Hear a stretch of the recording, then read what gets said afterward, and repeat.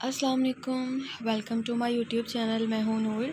I hope आप सब लोग ठीक होंगे। आज मैं एपिसोड नंबर 2 लेकर आई हूँ, सफ़र इश्क बाय हरम शाह। चले स्टार्ट करते हैं विदाउट वेस्टिंग एनी टाइम। बिस्मिल्लाहिर्रहमानिर्रहीम। फिर तो हमें मलिक को मोहतात करना चाहिए। बहराम की बात पर बादशाह के चेहरे पर शैतानी मुस्कुराहट आई थी। नहीं, अब अपने ख़ास आदमी की वजह से ही मुझे दारा का पता चलेगा। मलिक दारा के लिए चारे का काम करेगा। समझ रहा है ना तू? बादशाह अपने मंसूबे पर काफ़ी खुश और मुतमईन था। बहराम हाँ में सर हिलाकर बाहर चला गया था। रात हो चुकी थी। सारा दिन सफ़र में रहने की वजह से जानान का जोड़ जोड़ दुख रहा था। ट्रेन में सोने की सहूलत तो मौजूद थी, मगर बस में बैठकर जानान बहुत थक गई थी। अब वो रास्ते में मौजूद होटल में खाना खा रहे थे, जो बहुत मज़े का था। चाय पीने का मूड है किसी का? साद ने पूछा तो जानान ने इसे ऐसे देखा जैसे वो सबसे बड़ा एहसान कर रहा है। ये पूछकर, सच में आप इस दुनिया के सबसे अच्छे भाई हैं और तुम सबसे प्यारी बहन। साद भी दिल से तारीफ़ करते चाय लेने लगा था। जल्दी करो, बस गुजर गई तो मुश्किल होगी। दुराब ने कहा तो साद हाँ में सर हिला के चला गया। दुराब की नज़र जानान पे पड़ी, जो मज़ीद सफ़र के नाम पर होने वाली सूरत बनाने लगी थी। दुराब ने सोचा था कि रात कहीं रुक के आराम करेंगे, मगर इन्हें कश्मीर जल्दी पहुंचना था। मैंने तो बताया था कि कश्मीर बहुत दूर है और अभी बहुत सफ़र बाकी है। दुराब ने जानान की रोने सूरत देख कर इसे बताया था, मैं पहुँचूँगी तो शयान जी से बहुत ज़्यादा झगड़ूंगी। मैं इतना थक गई और वो लेने भी नहीं आ सके, बल्कि झगड़ा ही क्यों तंग भी बहुत करूंगी इन्हें। जानान ने मुंह बनाते हुए कहा। जानान, दुराब के बुलाने पर वो इसकी तरफ देखने लगी, जो बहुत संजीदा दिखाई दे रहा था। अगर वो शख्स तुम्हारे काबिल ना हुआ तो? अगर वो अच्छा ना हुआ तो क्या करोगी? तुम्हें तो इसके बारे में कुछ याद भी नहीं। वो अच्छे नहीं, बहुत ज़्यादा अच्छे होंगे, जानान ने मुस्कुरा कर कहा। और तुम्हें ऐसा क्यों लगता है? क्योंकि मैं अच्छी हूँ और आपको पता है, मेरी आपी ने बताया था कि अल्लाह ताला अच्छे लोगों के साथ बुरा नहीं होने देते। इसलिए मुझे पूरा यकीन है कि वो बहुत अच्छे होंगे और मुझे देखते ही बहुत ज़्यादा खुश होंगे और मुझे बताएंगे कि इन्होंने कितना मुझे याद किया। मैं सोचती थी कि वो मुझे लेने क्यों नहीं आए, फिर ख्याल आया कि वो तो आर्मी में है ना, और इनके पास तो टाइम ही नहीं होता, इसलिए मैं खुद चली जाती हूँ। इनको मेरी वजह से मसला भी होगा। जबकि वो नहीं जानती थी कि अपनी बातों से वो सामने वाले शख्स को किसी की किस्मत पर रश्क करने और इस आदमी की जगह पे होने की चाह करने पर मजबूर कर रही थी। दुराब इतना जानता था कि ज़िंदगी इतनी आसान नहीं थी जितना जानान सोचती थी, लेकिन वो इसके मासूम दिल के लिए दुआ को था कि वो इस दुनिया के अंधेरों से दूर रहे, और वो अंधेरे इस मासूम लड़की को ख़त्म कर देंगे। लो जी, आ गई आपकी चाय। साद की आवाज़ से दुराब को इसके ख्यालों से निकाला था। जानान भी चाय देखकर ऐसे खुश हो रही थी जैसे कोई ख़जाना हो। साद भाई, आपको पता है? इससे पहले कि जानान बात मुकम्मल करती, साद बोला। नहीं गुड़िया, मुझे नहीं पता। भला तुम्हारे बताए बगैर कैसे पता होगा? कोई नजूमी तो नहीं हूं ना? जानान ने इसकी बात पे मुंह फुला लिया और इसका चेहरा देख के साद ने कहका लगाया।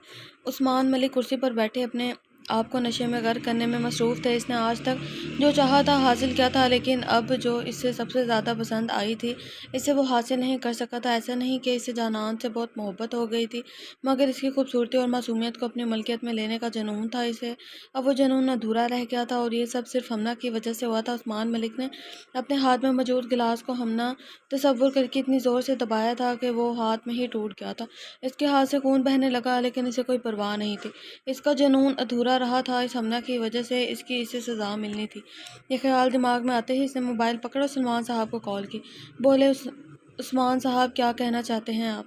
सलमान साहब की आवाज़ पर उस्मान तल्खी से मुस्कुराया था। मेरी डील अभी भी कायम है, निकाह के बदले इलेक्शन में जीत। लेकिन अब मेरी मांग जानान ही हमना है। आप सोच लें, और अब तब रब्ता करना जब निकाह के लिए बुलाना हो, वरना इलेक्शन में बुरी तरह हारने के लिए तैयार रहना। सलमान साहब को बोलने का मौका दिए बगैर इसने कॉल बंद कर दी थी। अब तुम्हें पता चलेगा हमना बीबी कि तुमने किसके जुनून को लड़कारा है। वो हमना का एक फर्जी सा वजूद बनाकर इससे बोल रहा था, जबकि इसकी आंखों में वहशत तारी थी। जानान ने रात का वो सफ़र बहुत मुश्किल से गुजारा था। वो इतना थक गई थी कि अब इसकी टांगें भी टूटने वाली थी। रात 12 बजे तक वो भी दुराब और साद से बातें करती रही थी। अब जानान से ज़्यादा इसके घर वालों को साद और दुराब जान गए थे कि कैसे हमना अपने बाबा से बगावत करके यूनिवर्सिटी जाती थी, मगर जानान को इजाज़त नहीं दी गई थी, इसलिए इसने सिर्फ इंटर ही किया था।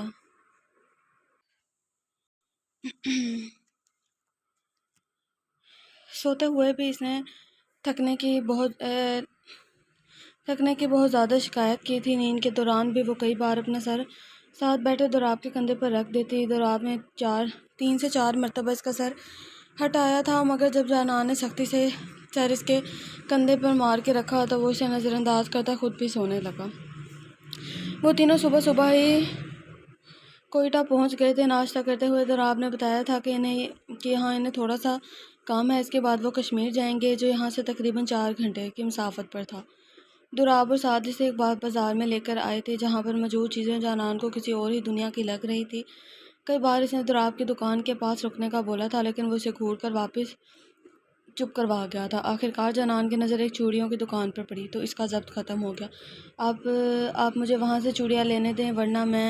جانان کے الفاظ ابھی منہ میں ہی تھے جب دراب نے اسے گھور کر دیکھا۔ تم 2 منٹ کے لیے اپنا منہ بند نہیں رکھ سکتی؟ دراب نے چڑھ کر کہا تو جانان کا منہ بن گیا۔ دراب، وہ سامنے والی بلڈنگ ہے، سعد نے اسے بتایا تھا۔ ٹھیک ہے، تم اس کے پاس رکو، میں وہاں ابھی جاؤں گا، دراب نے کہا تو سعد انکار میں سر ہلانے لگا۔ میں جاتا ہوں دراب، تم غصے میں بات کر کے سب برباد کر دو گے۔ دراب کو سعد کی بات درست لگی تو اس نے ہاں میں سر ہلا دیا۔ سعد وہاں سے چلا گیا تھا اور وہ دونوں ایک گلی کے پاس کھڑے اس کا انتظار کرتے۔ سعد بھائی جب تک آئیں گے ہم وہاں سے چوڑیاں لا چکے ہوں گے۔ جانان نے اسے بتانا ضروری سمجھا تھا، لیکن دراب خاموشی سے کھڑا رہا تھا اور اب جانان اس سے بہت زیادہ بیزار ہو گئی تھی۔ اچانک اس کے ذہن میں ایک ترکیب آئی۔ اس نے اپنے گلے پر ہاتھ رکھا اور زور زور سے کھانسنا شروع کر دیا۔ دراب پریشانی سے اسے دیکھنے لگا۔ جانان کیا ہوا؟ دراب سچ میں پریشان ہو گیا تھا۔ پانی، جانان نے گلا پکڑ کر کہا تو دراب ہاں میں سر ہلاتا ساتھ والی دکان میں سے پانی لینے لگا۔ دراب کے جاتے ہی جانان نے چوڑیوں کی دکان کی طرف دوڑ لگا دی۔ وہ ہانپتے ہوئے دکان میں پہنچی اور جلدی سے چوڑیاں دیکھنا شروع کر دی۔ جانان کو اپنے آپ پر فخر ہو رہا تھا، لیکن وہ جلد واپس بھی جانا چاہتی تھی، اس لیے چوڑیاں ہاتھ میں لے کر جلدی سے اس آدمی کو 500 کا نوٹ پکڑایا اور باہر آ گئی۔ لیکن اب اسے یاد نہیں آ رہا تھا کہ دراب اور وہ کس گلی کے باہر کھڑے تھے۔ جانان کی حالت رونے والی ہو گئی تھی۔ اسے ایک آدمی نظر آیا تو اس کے پاس چلی گئی۔ بھائی صاحب، یہاں میرے ساتھ ایک آدمی کھڑا تھا، آپ نے ان کو دیکھا ہے کیا؟ جانان نے اسے گھبراتے ہوئے پوچھا۔ کہاں؟ اس گلی کے پاس؟ وہ آدمی ایک گلی کے پاس اشارہ کر رہا تھا۔ شاید جانان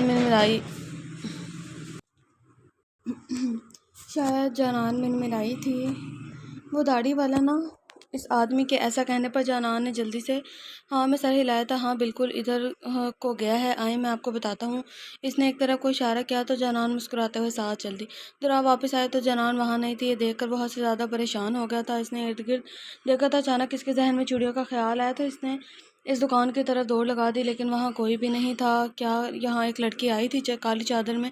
دراب نے دکان والے سے پوچھا۔ جی ادھر کو گئی ہیں، دکاندار نے اشارہ کیا تو دراب ادھر کو بھاگ گیا۔ اسے جانان پر حد سے زیادہ غصہ آ رہا تھا۔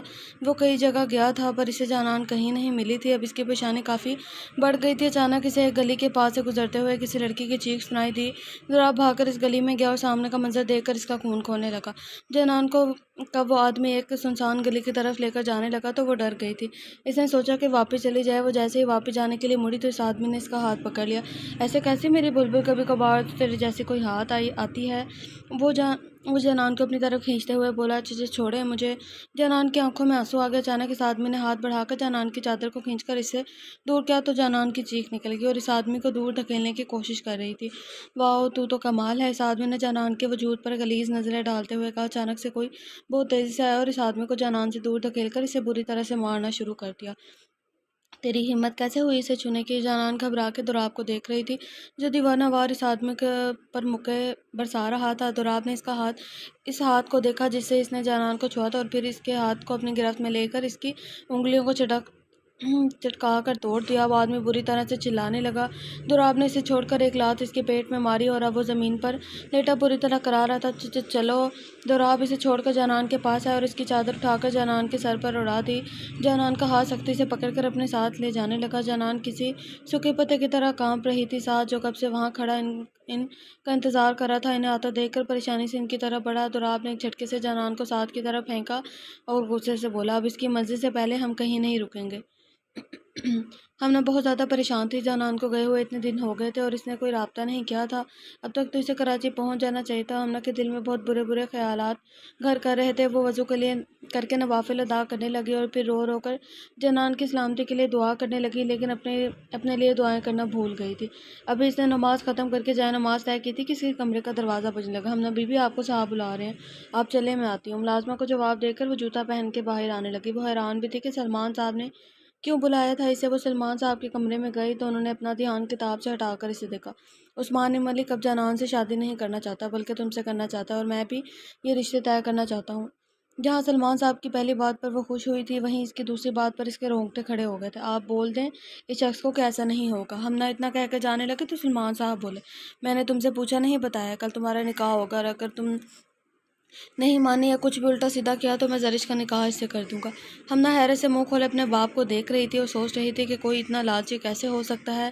آپ ایسا نہیں کر سکتے، مجھے لگتا ہے عثمان بھی اس کو دھوکہ دے گا۔ میں تو کہتی ہوں اس کو دے، بالکل کر سکتا ہوں۔ عثمان کو زرش کی خاموشی ویسے بھی بہت اچھی لگتی ہے۔ اب فیصلہ تمہارے ہاتھ میں ہے کہ نکاح نامے پہ تم دستخط کرو گی یا زرش، اور ہاں جاتے ہوئے دروازہ بند کر کے جانا۔ اس کی دنیا ہلا کے سلمان صاحب پھر سے کتاب پڑھنے لگے تھے۔ ایسا میرا باپ ہوتا نا، اللہ نہ کرے، میں نے تو اس کو گولی سے مار دینا تھا۔ ہم نہ وہاں سے بھاگتے ہوئے نکلی اور اپنے کمرے میں آ کے زاروں قطار رونے لگی، کیونکہ وہ ہار گئی تھی، کچھ نہیں کر سکتی تھی۔ اب وہ اپنی 17 سال کی بہن کی زندگی وہ ایسے برباد نہیں ہونے دے سکتی تھی۔ ہاں، مگر اپنی زندگی کو ہونے دے گی۔ اس نے کبھی خواب میں بھی نہیں سوچا تھا کہ وہ شخص اتنا گھٹیا ہوگا کہ اس کی معصوم بے زبان بہن کے بارے میں ایسا سوچے گا۔ ہمنا کو عثمان ملک سے بے انتہا نفرت ہو رہی تھی۔ جانان بس میں بیٹھ کر دراب سے کئی بار معافی مانگ چکی تھی، لیکن دراب اسے بات کرنا تو دور، اس کی طرف دیکھ بھی نہیں رہا تھا۔ آخر کار جانان کو جب کچھ سمجھ نہیں آیا تو اس نے دوسری طرف منہ کر کے رونا شروع کر دیا۔ اچھا ٹھیک ہے، معاف کر دیا، چپ ہو جاؤ اب۔ دراب کی اس بات پر جانان نے آنسو پونچھ کر اسے دیکھا اور پھر مسکراتے ہوئے بولے، آپ بہت اچھے ہیں۔ دراب اپنے دل کی کیفیت کو سمجھ نہیں پا رہا تھا، یا پھر سوچ سمجھ کر بھی انجان بن کے خود کو دھوکہ دے رہا تھا۔ اسے لگتا تھا کہ اس کی کوئی کمزوری نہیں، لیکن اب اس لڑکی کے آنسو اس کے دل پر تیزاب کی طرح گرتے تھے۔ دراب کچھ اس کے معصوم سے چہرے کو دیکھتا رہا، پھر اس کا دھیان جانان کے ہاتھ میں موجود چوڑیوں پر گیا۔ اب اتنی محنت سے لائی ہو تو پہن بھی لو۔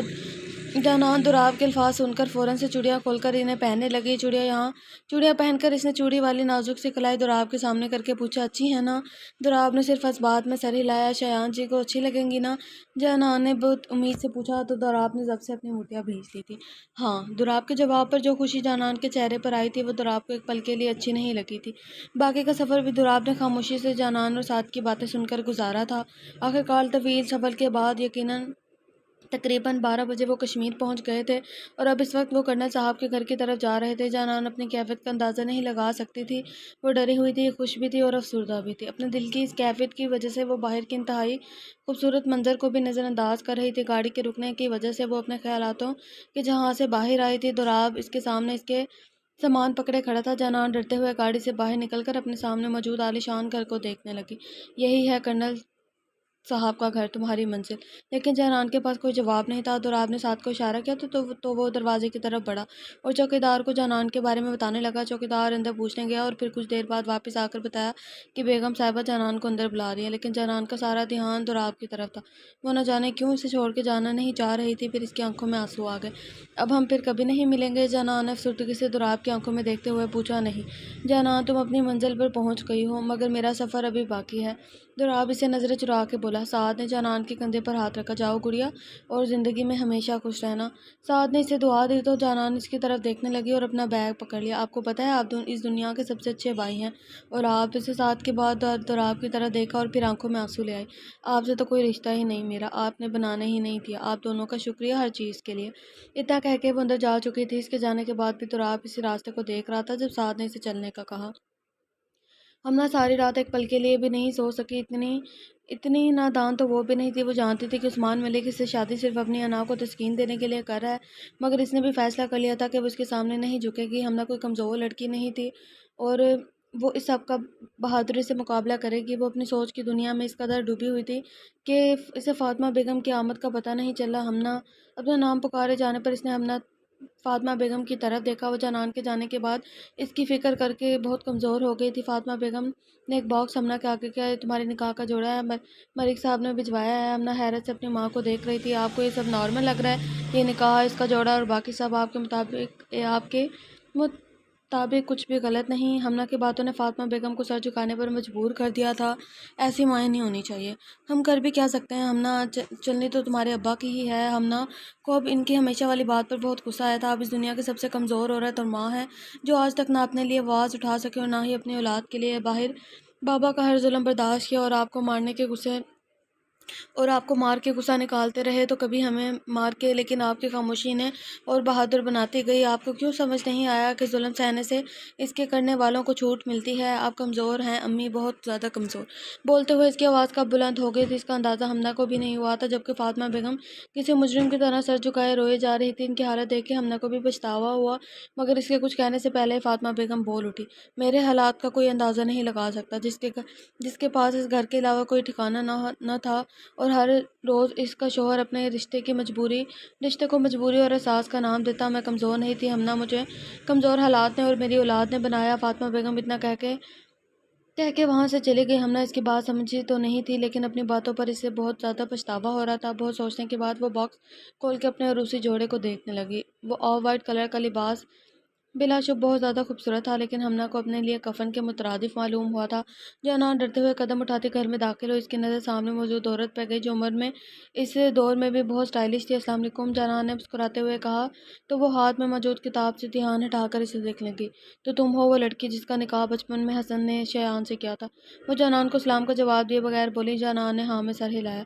شکل سے تو تم اتنی پاگل بھی نہیں لگتی جتنی ہو۔ جانان نے حیرت سے ان کا چہرہ دیکھنے لگی۔ پاگل بھی ہو اور بے شرم بھی، اگر ہم رخصتی کے لیے نہیں آئے تو تم خود منہ اٹھا کر آ گئی۔ واؤ، تمہیں کیا لگا کہ بچپن میں جوڑے ہوئے رشتے کی کوئی اہمیت ہوتی ہے؟ وہ رشتہ ایک بچپنے سے بڑھ کے کچھ بھی نہیں ہوتا، بے وقوف لڑکی۔ جانان مجرم کی طرح سر جھکائے ان کی باتیں سن رہی تھی اور اپنے آنسو روکنے کی بمشکل کوشش کر رہی تھی۔ جانان کی حالت دیکھ کر خاتون اپنی نوکرانی کو بنانے لگی، جاؤ میرے لاکر میں ایک ریڈ فائل ہے، وہ لے کر آؤ۔ نوکرانی ان سے چابیاں لے کر گئی اور کچھ دیر بعد ایک فائل لا کر بیگم صاحب کے ہاتھ میں دی، جسے انہوں نے جانان کے قدموں میں پھینکا۔ لو پکڑو اسے اور جان لو کہ کیا اہمیت ہے تمہاری میرے بیٹے کی زندگی میں۔ جانان نے وہ فائل اٹھا کر کھول کر دیکھا اور تو بہت دیر اس سے رکے، آنسو ٹوٹ کر کاغذات پر گرے۔ وہ اس کا طلاق نامہ تھا جس پر شایان شاہ کے دستخط بھی موجود تھے۔ کیسے شخص کے لیے وہ یہاں آئی؟ اس شخص کو تو اس کی بہن نے اس کا محافظ بولا تھا۔ اس کی ماں نے اسے بتایا تھا کہ یہ رشتہ دنیا کے تمام رشتوں پر بھاری ہے، سب سے زیادہ مضبوط رشتہ، تو پھر ایک سائن سے کیسے ختم ہو گیا؟ جانان روتے ہوئے ان کاغذات کو دیکھ رہی تھی، پھر آنکھوں سے آنسو پوچھتے ہوئے بولی، نہیں، یہ جھوٹ ہے، مجھے شایان جی سے ملنا ہے، وہ یوں ہی ہمارا رشتہ ختم نہیں کر سکتے، میں ان سے ملے بغیر نہیں جاؤں گی کسی بھی فیصلے کو۔ جانان نے بہت ہمت کی تھی، ٹھیک ہے، تمہاری یہ خواہش بھی میں پوری کر دیتی ہوں، بلکہ لو شایان بھی آ گیا، انہوں نے سیڑھیوں کی طرف دیکھ کر کہا، تو جانان بھی وہیں دیکھنے لگی۔ شایان چھوٹے بالوں، داڑھی سے پاک چہرے اور مغرور نقوش کے ساتھ کافی خوب روح تھا۔ شایان پر نظر پڑتے ہی وہ بھاگ کر اس کے پاس گئی جو حیرت اور اجنبیت سے اسے دیکھ رہا تھا۔ جانان کا خوف سچ ثابت ہوا تھا، شایان نے اسے نہیں پہچانا تھا۔ شایان، دیکھو اس بے وقوف لڑکی کو اور بتاؤ اسے کہ یہ پیپرز تم نے سائن کیے ہیں اور اسے طلاق دے چکے ہو۔ فریحہ بیگم کی آواز پر اس نے حیرت سے انہیں دیکھا اور پھر معاملے کو سمجھتے ہی جانان کو مسکراتے ہوئے دیکھنے لگا۔ ہاں جانے من، موم سچ کہہ رہی ہیں، طلاق دے چکا ہوں میں تمہیں، لیکن اب افسوس ہو رہا ہے، اگر پہلے تمہیں دیکھ لیتا تو اتنی جلدی نہ کرتا۔ شایان غلیظ نظروں سے جانان کو دیکھتے ہوئے بولا۔ جانان کو اپنے اندر سب بکھرتا ہوا محسوس ہوا، اسے کچھ سمجھ نہیں آ رہی تھی کہ ارد گرد کیا ہو رہا ہے۔ اس کے کانوں میں بس شایان کے الفاظ گونج رہے تھے، سن لیا ہوگا، سن لیا ہے، اب سکون سے نکلو، اب یہاں سے، آسیہ سامان پکڑو اس کا اور نکالو اس پاگل لڑکی کو یہاں سے۔ فریحہ بیگم کے کہتے ہی ملازمہ نے جانان کا بازو پکڑ کر اسے بے جان گڑیا کی طرح کھینچتے ہوئے گھر سے باہر سڑک پر پھینک دیا۔ بہت دیر جانان وہیں بیٹھ کے روتی رہی، پھر اپنے سامان اور فائل کو ہاتھ میں پکڑے چلنے لگی۔ وہ کہاں جا رہی تھی وہ نہیں جانتی تھی۔ دارا کو آخر کار بہت محنت کے بعد ملک کے اڈے کا پتہ چل گیا تھا۔ اس کے آدمیوں نے دارا سے اس کے سارے ہتھیار لے کر اسے اندر ملک کے پاس جانے کی اجازت دی تھی۔ دارا نے انہیں بتایا تھا کہ ملک کے لیے اس کے پاس ایک خفیہ خبر ہے جس کو جاننے کے لیے ملک نے دارا کو پاس بلایا ہے۔ ہاں بول، اب کون ہے تو اور کیا خبر ہے؟ ملک نے دارا پر ایک نظر ڈالتے ہوئے پوچھا۔ خبر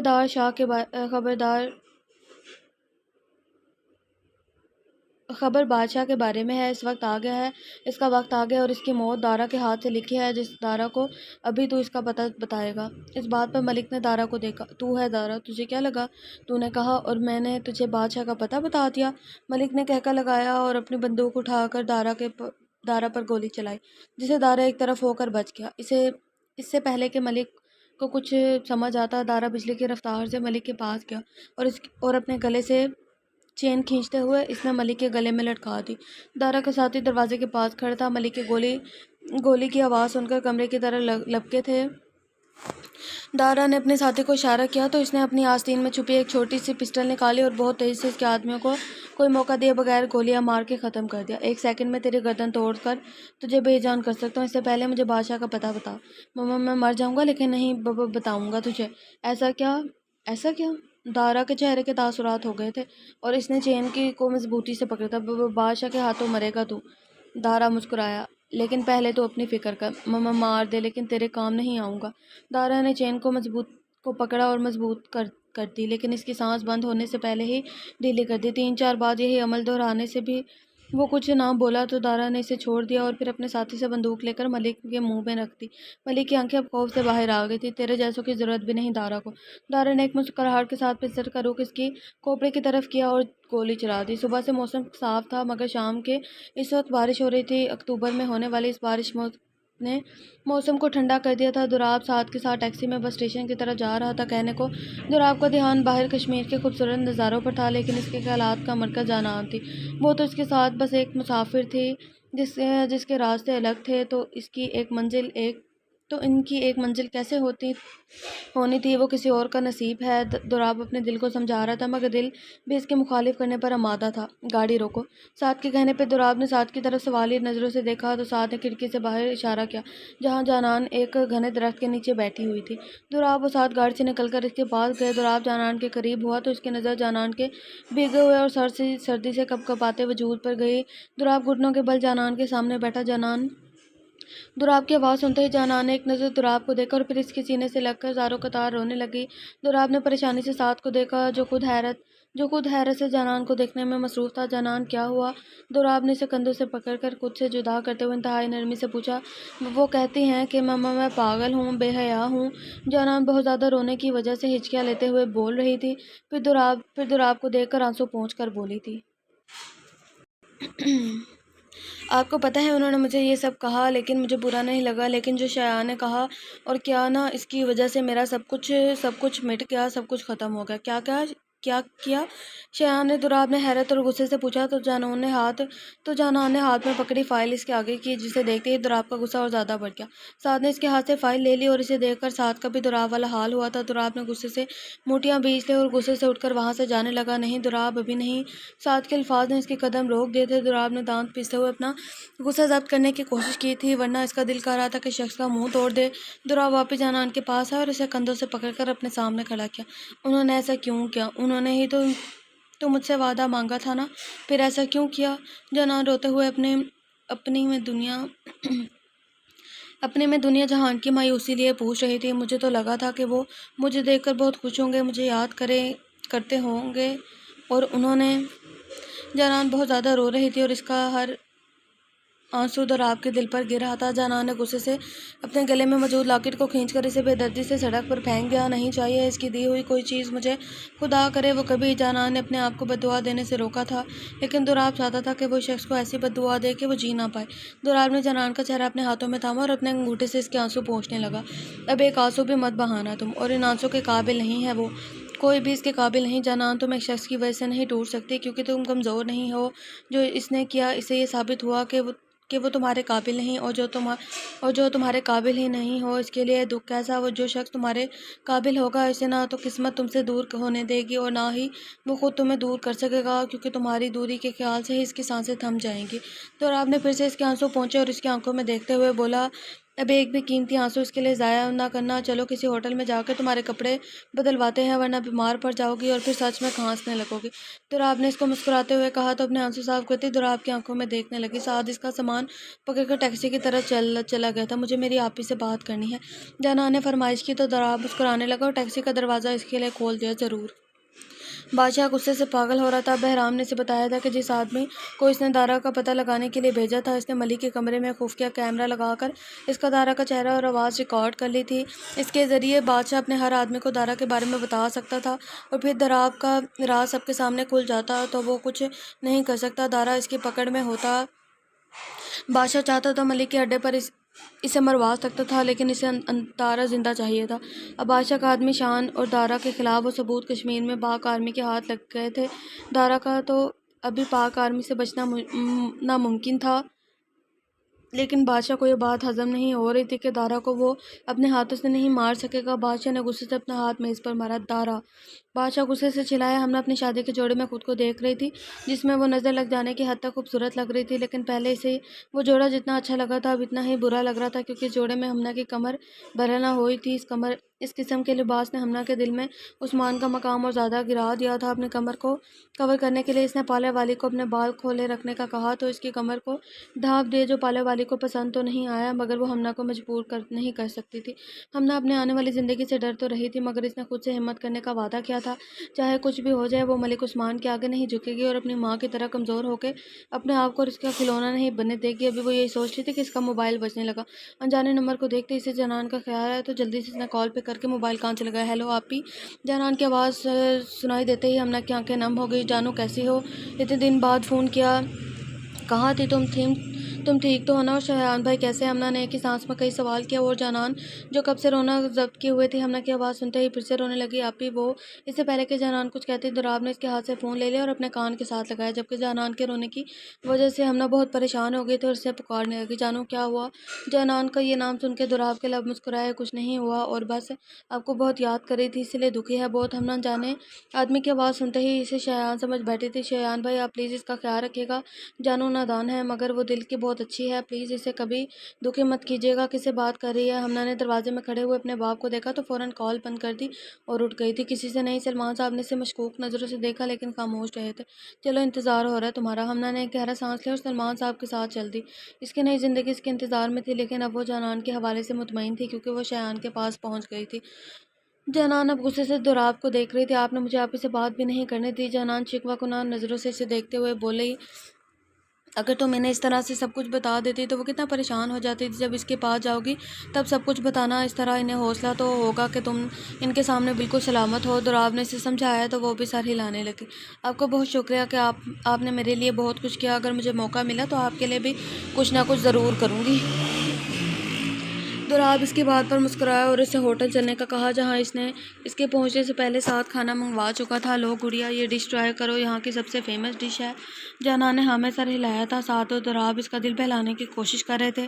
وہ نہیں چاہتے تھے کہ جانان ایسے افسردہ منہ بنا کر رہے۔ تمہیں ایک بات بتاؤں گڑیا، دراب نے 12 سال کی عمر میں ایک بہت بڑے آدمی سے لڑائی ٹال لی تھی اور اب اسے ہرایا بھی تھا، جس کی وجہ سے وہ آدمی بہت شرمندہ ہوا۔ دراب نے اس موقع پر ساتھ کو گھور کر دیکھا لیکن وہ چپ نہیں رہا۔ پھر جانان نے دلچسپی سے پوچھا، اگلے سے سکول جا کر پتہ چلا کہ وہ آدمی اس کا نیا ٹیچر تھا اور پھر وہ روزانہ دراب کو کلاس کے سامنے ڈانٹنے لگا تھا، اور وہ بھی پیٹ پر پتہ نہیں کیا لکھا ہوا ہے۔ جہاں جانان اور سعد ہنس رہے تھے وہیں دراب منہ بنا کر دونوں کو کھا جانے والی نظروں سے دیکھ رہا تھا۔ چپ چاپ کھانا کھاؤ۔ دراب نے رعب جمانے کی کوشش کی۔ وہ دونوں اور ہنسنے لگے، جبکہ دراب کے لیے جانان کے چہرے پر آنے والی مسکان بہت قیمتی تھی۔ جانان نے کھانا کھاتے ہوئے دراب کی طرف دیکھا اور پھر سے کھانے میں مصروف ہو گئی۔ نکاح کی رسم ادا ہو چکی تھی۔ ہمنا ہمیشہ کے لیے عثمان ملک کے نام لکھتی گئی تھی۔ سب لوگ انہیں مبارکباد دے رہے تھے، جس سے ہمنا کو کوئی فرق نہیں پڑ رہا تھا۔ وہ بت بنی عثمان کے ساتھ کھڑی تھی۔ سلمان صاحب، میں اپنی بیوی کو اپنے ساتھ گھر لے کر جانا چاہتا ہوں۔ عثمان کی اس بات پر سب نے حیرت سے اسے دیکھا تھا، لیکن آپ نے تو ابھی صرف نکاح کا بولا تھا، رخصتی تو بعد میں ہونی تھی۔ سلمان صاحب بھی اس کی بات پر حیران تھے۔ اب جب نکاح ہو گیا تو انتظار کرنے کا کوئی جواز نہیں بنتا۔ ہمنا میری بیوی ہے اور میں اسے جب چاہوں اپنے ساتھ لے کر جا سکتا ہوں۔ ہم الیکشن کے بعد ولیمہ کر کے یہ شادی اناؤنس کریں گے۔ عثمان نے ہمنا پر پورا حق جتایا تھا۔ ٹھیک ہے، جیسی آپ کی مرضی۔ فاطمہ ہمنا کی رخصتی کی تیاری کرو۔ لیکن فاطمہ بیگم نے کچھ کہنا چاہا تھا۔ جو کہا ہے چپ چاپ کرو، سلمان صاحب نے انہیں غصے سے کہا تو وہ خاموشی سے ہمنا کا سامان پیک کروانے چلے گئے۔ ہمنا یہ تو جانتی تھی کہ اس کے باپ کو ان سے کوئی فرق نہیں پڑتا، لیکن اس کے ساتھ کسی چیز کی طرح کا سلوک اسے سب سے بدگمان کر گیا تھا، اسی لیے گھر سے نکلتے وقت وہ زرش کے علاوہ کسی سے نہیں ملی تھی اور ایک دوسرے کے گلے لگ کے وہ خوب روئی تھی۔ عثمان ملک لاؤنج میں بیٹھا شراب پینے میں مصروف تھا۔ ہمنا کو ملازمہ کے ساتھ وہ کمرے میں بھیج چکا تھا۔ ہمنا کا خیال آتے ہی اس کے لبوں کو مسکراہٹ نے چھوا تھا۔ اسے لگا تھا کہ جانان جیسی معصوم لڑکی کو حاصل کرنا دلچسپ ہوگا، مگر جو سکون وہ ہمنا کو حاصل کر کے محسوس کر رہا تھا اس کی توقع نہیں تھی۔ اسے وہ ہمنا کو جھکانا چاہتا تھا، اس کے غرور کو پاش پاش کرنا چاہتا تھا۔ اسے گلاس میں موجود شراب کو ایک ایک گھونٹ میں پیا اور اپنے کمرے کی طرف چل دیا، جہاں اس کی بیوی اس کا انتظار کر رہی تھی، لیکن یہ کچھ فہمی اس کے کمرے میں داخل ہوتے ہی دور ہو گئی۔ ہمنا آئینے کے سامنے کھڑی اپنا زیور اتار رہی تھی، عثمان کی طرف اس نے دیکھنا تک گوارا نہیں کیا تھا۔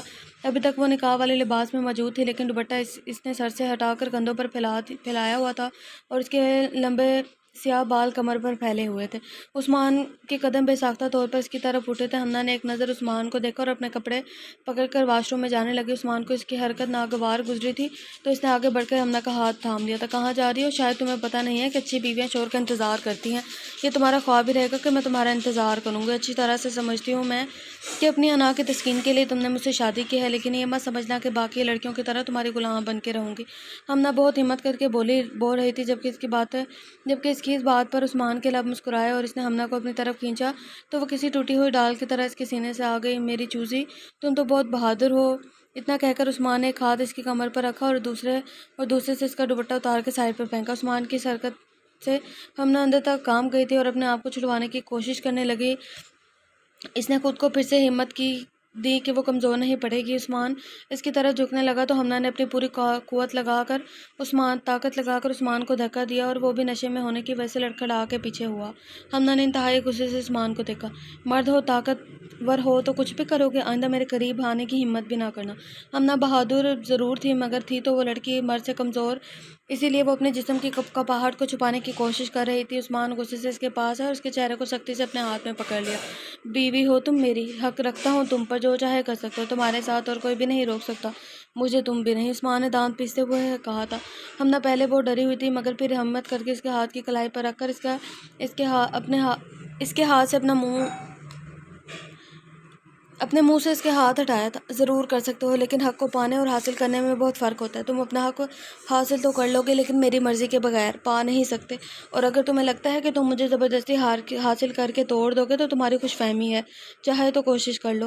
ہمنا اس کی آنکھوں میں آنکھیں ڈال کر بہادری سے بولی تھی۔ عثمان کچھ دیر اس کی آنکھوں میں جھانکتا رہا اور پھر اسے چھوڑ دیا۔ ہمنا نے اپنے کپڑے پکڑے اور واش روم میں چلی گئی۔ عثمان کچھ دیر کھڑا واش روم کے دروازے کو دیکھتا رہا اور پھر غصے سے کمرے سے نکل گیا۔ آج کی جنگ ہمنا جیت گئی تھی۔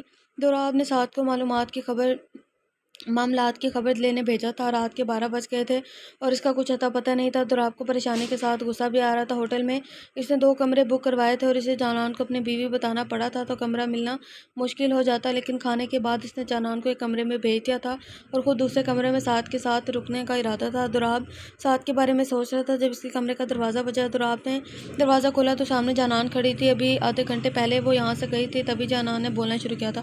وہ میرا کمرہ بالکل اچھا نہیں ہے، وہ اتنا بڑا ہے، مجھے وہاں اکیلے ڈر لگ رہا ہے۔ کچھ نہیں ہے جانان، جاؤ اور آرام کرو، دوراب نے بیزاری سے بولا تھا۔ اسے کمزوری سے چڑ تھی اور جانان ہر دوسری چیز سے ڈرتی تھی، لیکن وہ ابھی تک وہیں کھڑی تھی۔ دوراب نے سوالیہ نظروں سے اس کا چہرہ دیکھا تھا۔ وہ میں نے آپی کے ساتھ مووی دیکھی تھی جس میں وہ لوگ ایسے ہی ہوٹل میں رکتے تھے، مگر وہاں بھوت ہوتا ہے جو سب کو مار دیتا ہے۔ تب آپی نے بتایا تھا کہ اگر وہ سب اکیلے نہیں سوتے تو آج زندہ ہوتے۔ اگر اس ہوٹل میں بھی کوئی بھوت ہوا تو جانان کی بات پر دوراب کو سچ میں اس کی دماغی حالت پر شک ہونے لگا تھا۔ ایسا فلموں میں ہوتا ہے، کچھ نہیں، جاؤ یہاں سے، اپنے کمرے میں جاؤ۔ دوراب کے کہنے پر بھی جانان وہیں کھڑی تھی تو دوراب نے اسے سختی سے جانے کا بولا تھا۔ جانان جاتے تو لگی، مگر اس نے پلٹنے سے پہلے دوراب اس کی آنکھوں میں آنسو دیکھ چکا تھا اور جانان کا یہ ہتھیار دوراب کو ہمیشہ ہی زیر کر دیتا تھا۔ رکو! جانان نے دوراب کے بلانے پر فوراً اسے پلٹ کر دیکھا تھا۔ دوراب نے اپنے کمرے کی طرف اشارہ کیا، بس ایک اشارے کی دیر تھی۔ جانان جلدی سے اس کے کمرے میں چلی گئی۔ دوراب نے بیڈ کی طرف اشارہ کیا تو جانان نے بیڈ میں گھس کر کمبل اوڑھ لیا۔ دوراب خاموشی سے کمرے میں موجود صوفے پر بیٹھ گیا تھا۔ کمرے میں کافی دیر خاموشی رہی، پھر اس کی خاموشی کو جانان کی آواز نے توڑا۔ آپ کو پتہ ہے آپ بھی اچھے ہیں، پر سعد بھائی سے کم۔ دوراب نے جانان کو دیکھا جو اب سونے لگی تھی اور سارا وقت وہ دوراب کی نظروں کے حصار میں رہی تھی۔ دوراب نے ابھی آنکھیں بند ہی کی تھی جب کمرے کا دروازہ بجنے لگا۔ دوراب جلدی سے دروازے کی طرف بڑھا۔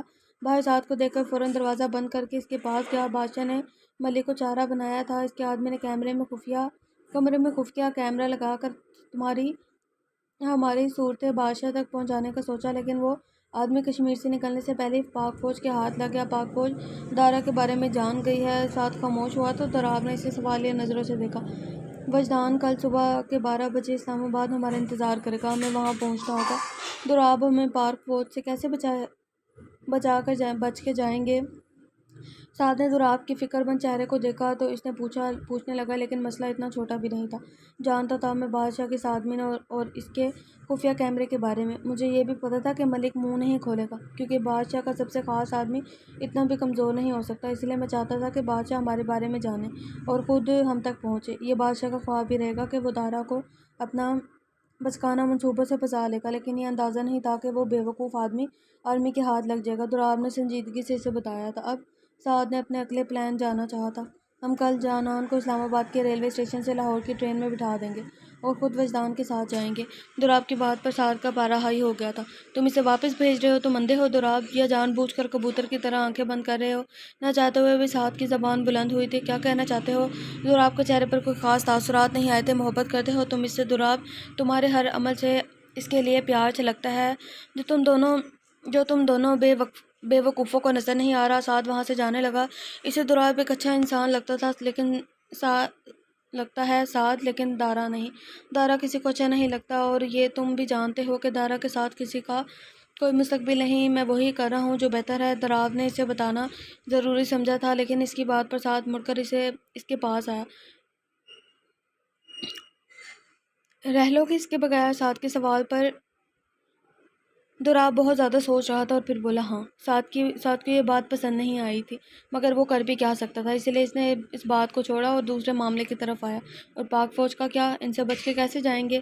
فکر مت کرو، اس ویڈیو میں صرف ہمارا حلیہ آیا ہے، چہرہ نہیں۔ ہمیں بس اپنا حلیہ بدلنا ہوگا۔ تم کل وجدان کو ریلوے اسٹیشن پر ملنے کی خبر دینا۔ ابھی تم جا کر آرام کرو۔ سعد بھی اب مطمئن ہو گیا تھا۔ دوراب کی آخری بات پر اس نے حیرت سے دوراب کو دیکھا تھا۔ جانان تمہارے کمرے میں؟ ہاں، اس کے مطابق کمرے میں بھوت ہے، اکیلے نہیں سوئے گی وہاں۔ دوراب کی بات پر سعد کہکہ لگا کر ہنسنے لگا۔ پھر تو مجھے بھی نہیں سونا چاہیے۔ زندگی تو مجھے بھی پیاری ہے، لیکن اگر بھوت کی جگہ چڑیل ہوتی تو سوچا بھی جا سکتا تھا۔ سعد نے شرارت سے کہا تو دوراب نے اسے گھورنے لگا، جسے سعد نظر انداز کرتا ہنستے ہوئے اپنے کمرے میں چلا گیا۔ شان پاک فوج سے بہت مشکل سے بچ کے بھاگا تھا، لیکن دارا کے خلاف وہ ویڈیو پاک فوج سے حاصل کرنے میں ناکام رہا تھا۔ ویسے بھی دارا اس کی سوچ سے زیادہ چلاک نکلا تھا۔ اس نے اپنا چہرہ ایک بار بھی ویڈیو میں آنے نہیں دیا تھا، لیکن اس نے دارا کو دیکھا تھا، اور وہ شاید واحد ایسا شخص تھا جو دارا کو پہچاننے کے بعد زندہ بچا تھا۔ وہ جانتا تھا کہ بادشاہ کے پاس اگر وہ خالی ہاتھ گیا تو اس کے ساتھ بہت برا ہوگا، لیکن وہ بادشاہ کے پاس خالی ہاتھ نہیں جائے گا۔ وہ دارا کو ختم کرے گا اور اس کی موت کی خبر سے بادشاہ کو خوشی کرے گا۔ اس نے سوچا تھا کہ دارا اب اس کے ہاتھوں سے ہی مرے گا۔ جانان کی آنکھ صبح فجر کے وقت کھلی۔ ہمنا نماز باقاعدگی سے پڑھتی تھی اور اس نے جانان کو بھی اپنے ساتھ عادت ڈالی ہوئی تھی۔ جانان وضو کی نیت سے اٹھی اور اس کی نظر صوفے پر سوئے ہوئے دوراب پر پڑی، جو اپنی چادر کو اپنے گرد لپیٹے ہوئے سویا ہوا تھا۔ جانان کو خود پر غصہ آیا، جس کی وجہ سے دوراب بے سکون ہوا تھا۔ جانان ایک آخری نظر دوراب پر ڈال کر وضو کرنے چلی گئی۔ جانان اپنا غم اور خود پہ ڈھائے گئے ستم بھولنے کی کوشش کر رہی تھی، لیکن اب اپنے رب کے حضور جھکتے ہی اسے سب یاد آ گیا تھا۔ دعا کے لیے ہاتھ اٹھائے، اسے کچھ سمجھ نہیں آیا کہ وہ کیا مانگے۔ اس نے پاس جو مانگنے کے لیے کچھ نہیں بچا تھا، وہ یہ خیال آتے ہی وہ پھر سے بری طرح رونا شروع ہو گئی تھی۔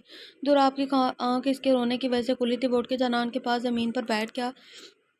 تمہیں کہا تھا نا کہ اس شخص کے لیے آنسو نہیں بہانا، وہ اس کے قابل نہیں ہے۔ دوراب کی بات پر جانان نے اور بھی زیادہ رونا شروع کر دیا تھا۔ امی نے بتایا تھا کہ میاں بیوی کی محبت صرف ایک دوسرے کے لیے ہونی چاہیے۔ میں تو ان کی بیوی تھی نا، تو کیا انہیں مجھ سے محبت نہیں ہوئی؟ کیا تمہیں اس سے محبت تھی؟ دوراب نے الٹا اسی سے سوال پوچھا، جس کا جواب جانان کو نہیں پتا تھا۔ مجھے نہیں پتا کہ کسی سے محبت ہو تو کیسا محسوس ہوتا ہے۔ جانان نے سر جھکا لیا تو دوراب نے اس کی تھوڑی کے نیچے انگلی رکھ کے اس کا رخ اپنی طرف کیا تھا۔ جس سے محبت ہوتی ہے، اسے بات کرنے کا دل کرتا ہے، اس سے دور جانے کا خیال ہی آپ کو ختم کر دیتا ہے۔ اس کی وہ بات بھی اچھی لگتی ہے جو آپ کو پسند نہیں، اور اس کی ہر خامی بھی آپ کی اس کی خوبی نظر آنے لگتی ہے۔ اب تم سوچ لو تمہیں اس سے محبت تھی یا نہیں۔ اتنا کہنے کے بعد دوراب خود بھی اٹھ کر وضو کرنے چلا گیا۔ جبکہ جانان اس کی بتائی باتوں کے بارے میں سوچنے لگی تو اس کی روح تک کانپ گئی، کیونکہ یہ سب وہ دوراب کے لیے ہی تو محسوس کرتی تھی، لیکن محبت تو صرف اپنے شوہر سے ہوتی ہے اور کسی سے نہیں۔ یہی تو اس کی ماں نے اسے بتایا تھا۔ اب اٹھو یہاں سے، اس کمرے میں ایک ہی جائے نماز ہے۔ دوراب کی آواز پر وہ گھبرا کے اٹھی تھی۔ دوراب اس کی حرکت پر مسکراتا ہوا نماز ادا کرنے لگا تھا۔ عثمان صبح اٹھا تو وہ باہر لاؤنج میں صوفے پر سویا ہوا تھا۔ کل رات کے واقعات یاد آتے اس نے غصے کی ایک لہر دوڑ گئی۔ کیسے اس کی بیوی نے اسے بےعزت کر کے دھتکارا تھا۔ وہ چاہتا تو ایک پل میں اسے حاصل کر کے اس کا غرور کو مٹی میں ملاتا، مگر پھر اسے ہمنا کی حاصل کرنے اور پانے والی بات یاد آئی۔ اتنا تو وہ سمجھ گیا تھا کہ ہمنا کو زبردستی حاصل کرنے سے اس کا سر نہیں جھکے گا، وہ اتنی آسانی بھی نہیں، وہ اتنی آسان بھی نہیں تھی اسے جھکانے کے لیے۔ اسے ہمنا کو اس کی مرضی سے پانا ہوگا اور وہ ایسا کر کے ہی رہے گا۔ وہ اٹھ کے اپنے کمرے کی طرف بڑھ گیا، دروازہ کھول کے اندر داخل ہوا تو ہمنا اپنے بال باندھ رہی تھی۔ مجھے لگا تم سوئی ہوگی ابھی تک۔ وہ ڈریسنگ کے سامنے کھڑی ہمنا کے پیچھے جا کر کھڑا ہوا اور اسے آئینے میں دیکھنے لگا۔ ہمنا صاف گندمی رنگت اور سیاہ آنکھوں کے ساتھ، جن کو وہ کاجل لگا کر مزید خوبصورت بنا لیتی تھی، کسی کو بھی گھائل کرنے میں کامیاب ہو سکتی تھی۔ عثمان مسکرایا اور وہ دونوں ساتھ بہت اچھے لگ رہے تھے۔ نہیں، میں کچھ لوگوں کی طرح نشہ کر کے صبح کے 11 بجے تک نہیں سو سکتی۔ مجھے فجر پڑھنے کی عادت ہے اور میں تبھی اٹھ جاتی ہوں۔ ہمنا نے اس کی طرف دیکھے بغیر جواب دیا، جبکہ ہمنا کے اس طنز پر عثمان مسکرائے بغیر نہ رہ سکا۔ اسی لیے تو اتنی اچھی بیوی سے شادی کی ہے جو مجھے بھی سدھار دے۔ عثمان نے اس کے بالوں کو چھوتے ہوئے کہا، آپ کی پرورش کرنا میرا کام نہیں، میں ناشتہ کا جانے لگی ہوں، فریش ہو کر آ جانا اگر ناشتہ کرنا ہوا تو۔ عثمان کو سنا کر وہ خود دور دروازے سے چلے گئے، لیکن عثمان نے بھی فیصلہ کیا تھا اس کی ہر بات برداشت کرے گا اور اسے خود سے محبت کرنے پر مجبور کرنے کے یوں ہی اسے تھکائے گا، تب صحیح معنوں میں اس کی انا مٹی میں ملے گی۔ اپنے ارادوں پر مسکراتا ہوا وہ نہانے چلا گیا۔ دراب نے جانان کو بتایا تھا کہ وہ لوگ یہاں سے جا رہے ہیں، اس لیے وہ اپنی تیاری مکمل کر لے۔ ساتھ صبح فجر کے وقت سے کہیں گیا ہوتا اور دراب بھی اب کمرے میں موجود نہیں تھا۔ جانان نے تسلی سے اپنا سامان پیک کیا اور نہانے کے بعد اپنے بال سکھانے کی کوشش کرنے لگی۔ تبھی دروازہ کھلا اور دراب اندر آیا تو جانان نے جلدی سے کندھوں پر پھیلایا دوپٹہ سر پر لیا۔ دراب کو اب اس طرح سے کمرے میں داخل ہوتے ہوئے شرمندگی ہوئی تھی۔ دراب کے ساتھ ساتھ بھی کمرے میں آیا تھا۔ تم تیار ہو؟ چلنا ہے ہمیں۔ دراب کی بات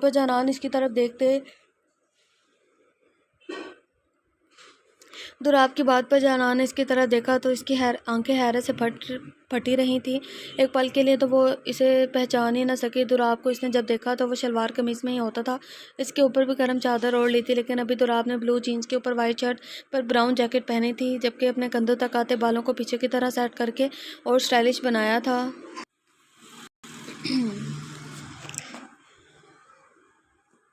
داڑھی کو بھی معمول سے چھوٹا کیا ہوا تھا۔ قد آور اور کامتی جسامت کے ساتھ وہ بہت زیادہ خوبرو لگ رہا تھا۔ اپنی سنہری آنکھوں کو چھوٹا کیے وہ جانان کو دیکھ رہا تھا۔ جانان نے گھبرا کر دراب سے نظریں ہٹا کے ساتھ کو دیکھا تو وہ بھی دراب کی طرح ماڈرن طرز کے کپڑوں میں ملبوس تھا۔ وہ دونوں آج بہت زیادہ مختلف اور خوبرو لگ رہے تھے۔ کہاں جا رہے ہیں؟ جانان نے ان سے نظر ہٹاتے ہوئے پوچھا۔ فی الحال تو اسلام آباد، دراب کے بھائی کے پاس۔ ساتھ کی بات پر جانان نے یہ سوچنے لگے کہ بھائی سے ملنے کے لیے کوئی اتنا تیار ہوتا ہے۔ اچھا، آپ کے بھائی بھی ہیں؟ آپ سے بڑے ہیں؟ یہ بڑا ہے مگر زیادہ نہیں، دراب نے جانان کا سامان پکڑتے ہوئے بتایا، جبکہ اس کی بات نے جانان کو خوش کر دیا تھا۔ یہ تو بہت اچھا ہے، میں ان سے آپ کی بہت شکایتیں بھی لگاؤں گی اور ان کو اپنی اور ساتھ بھائی کی ٹیم میں کر لوں گی، جانان نے چہکتے ہوئے کہا تو ساتھ نے بہت مشکل سے اپنا کہکا روکا، کیونکہ وہ وجدان کو نہیں جانتی تھی۔ اگر اس کو دراب ادرک لگا تھا تو وجدان تو ادرک کے ساتھ لہسن بھی تھا۔ ان لوگوں نے ہوٹل سے اچھا سا ناشتہ کیا اور پھر بس میں بیٹھ کر اسلام آباد کی طرف روانہ ہو گئے۔ تو رات کو کیسی نیند آئی تمہیں؟ عثمان کب سے اس سے باتیں کرنے کی کوشش کر رہا تھا، لیکن ہمنا نے بھی ٹھانا ہوا تھا کہ اسے کوئی بات نہیں کرے گی۔ آخر مسئلہ کیا ہے؟ تمہارے ساتھ سیدھے طریقے سے بات نہیں کر سکتی؟ عثمان کافی حد تک اب اس سے چڑ گیا تھا، جبکہ ہمنا اپنے دھیان ناشتہ کرنے میں مصروف تھی۔ عثمان کا دل کر رہا تھا کہ اسے ایک تھپڑ لگا دے۔ اس سے پہلے کہ وہ اسے کچھ کہتا، ملازم نے سلمان صاحب اور فاطمہ بیگم کی آمد کے بارے میں بتایا۔ بھیجو انہیں۔ ہمنا وہاں سے اٹھ کے جانے لگی تو عثمان نے اس کا ہاتھ تھام لیا۔ تمہارے ماں باپ آئے ہیں اور تم ان سے ملنا تک گوارا نہیں کر رہی؟ ہمنا نے اپنا ہاتھ اس کی گرفت سے آزاد کروایا اور وہاں سے جانے لگی تو سامنے موجود سلمان صاحب کو دیکھ کر رکی۔ سلمان صاحب اسے ملنے لگے تو اس نے منہ پھیر لیا اور فاطمہ بیگم کی طرف جا کر انہیں گلے لگا لیا۔ کیسی ہیں آپ؟ ماں کے گلے لگتے ہی نہ چاہتے ہوئے بھی ہمنا کی آنکھوں سے آنسو آ گئے۔ فاطمہ بیگم بھی اسے خود سے لگائے رونے لگی۔ انہیں یہ جان کے سکون ملا تھا کہ ہمنا ان سے ناراض نہیں۔ میں ٹھیک ہوں، تم کیسی ہو نا ہمنا؟ انہوں نے ہمنا سے پوچھا تو وہ ان کا ہاتھ تھام کے اپنے کمرے کی طرف چل دی۔ کمرے میں لا کر انہیں صوفے پر بٹھایا اور خود زمین پر بیٹھ گئی۔ آپ میری فکر نہیں کریں امی، آپ کی بیٹی بہت بہادر ہے، ایسے شخص سے نہیں ڈر کے نہیں جھکے گی۔ فاطمہ بیگم مسکراتے ہوئے اسے دیکھنے لگی اور پھر پیار سے اس کے سر پہ ہاتھ پھیر کر بولی، اللہ تمہیں ہمت دے میری جان، اور جانان کو بھی۔ جانان کی یاد میں ان کی آنکھیں نم ہو گئی تھی۔ آپ فکر مت کریں جانو، بالکل ٹھیک ہے اور شایان بھائی کے پاس ہے، بات ہوئی تھی اس سے میری۔ کیا سچ میں؟ ٹھیک ہے نا میری بچی؟ ہمنا کی بات پر فاطمہ بیگم نے بے چینی سے پوچھا۔ جی، اور اب جب بات ہو گئی تو میں بھی کوشش کروں گی کہ اسے آنے کا کہوں۔ اب آپ اب آپ بیٹھے، میں آپ کے لیے کچھ لے کر آتی ہوں۔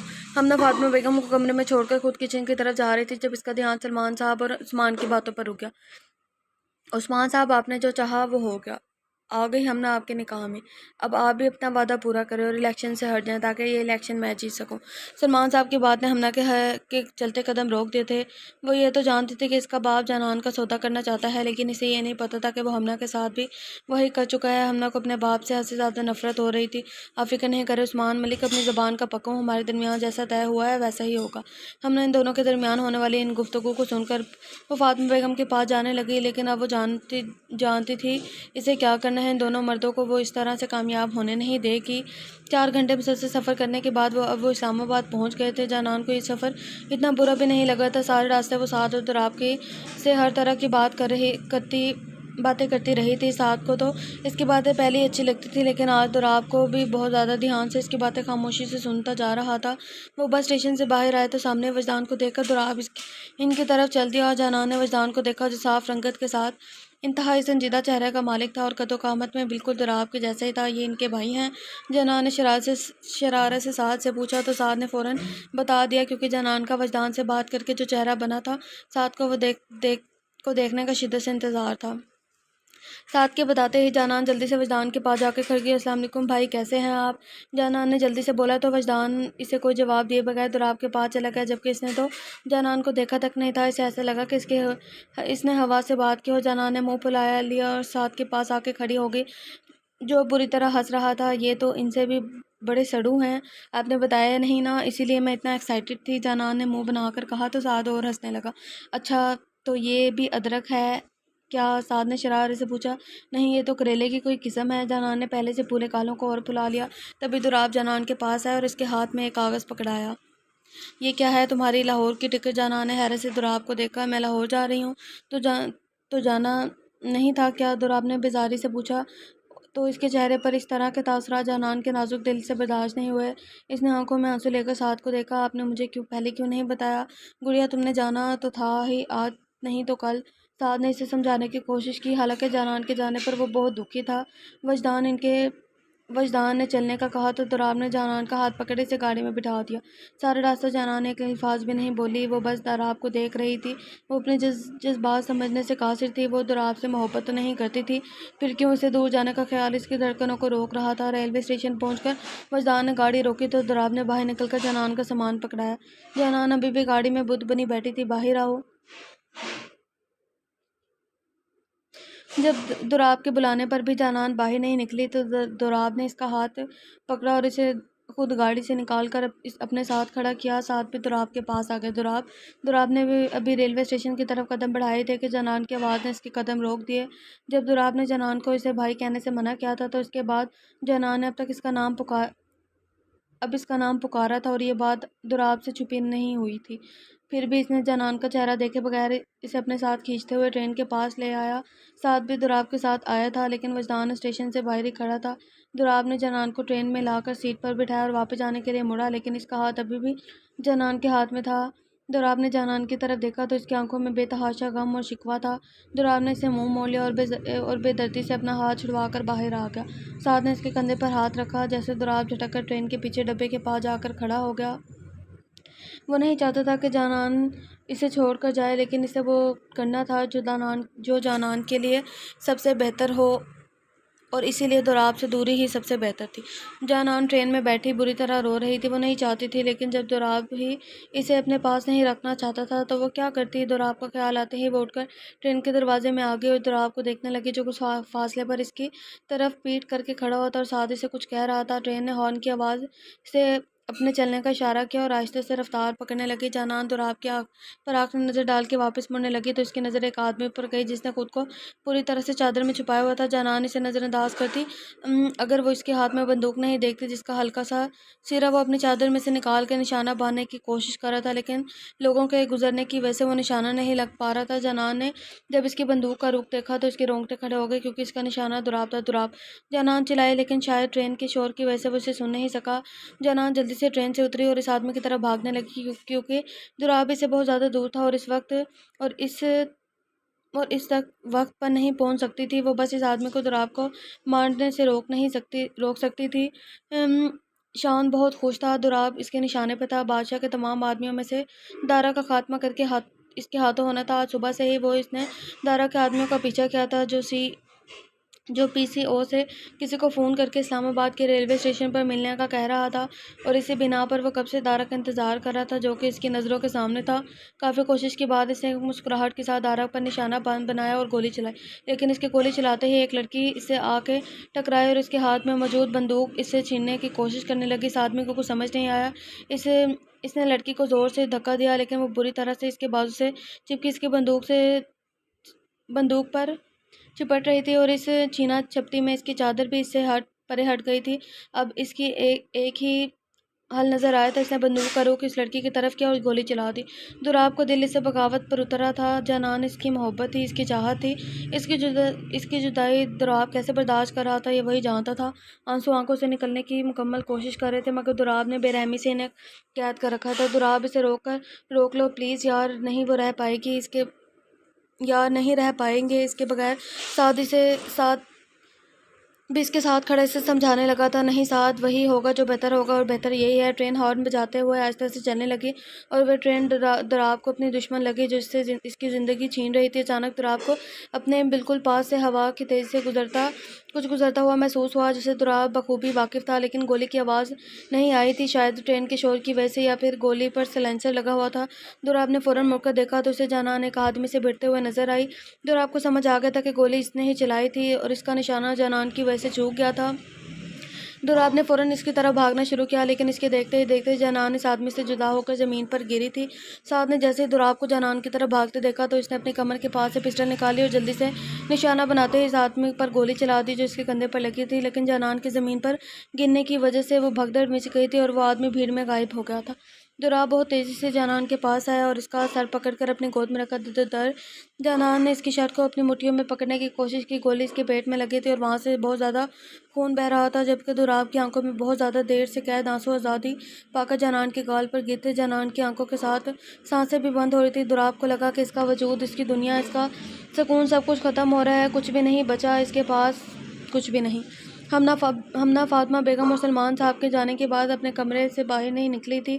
اسے بہت زیادہ بے چینی ہو رہی تھی۔ جانان سے کل اس سے بات تو کی تھی، لیکن نہ ہونے کے برابر جانان رو بھی تو رہی تھی، اور شایان کی وجہ بتانے پر ہمنا نے فوراً یقین بھی کر لیا تھا، لیکن اب اسے خود پر غصہ آ رہا تھا کیونکہ وہ نہیں جانتی تھی کہ جانان سے کیسے بات کرے گی۔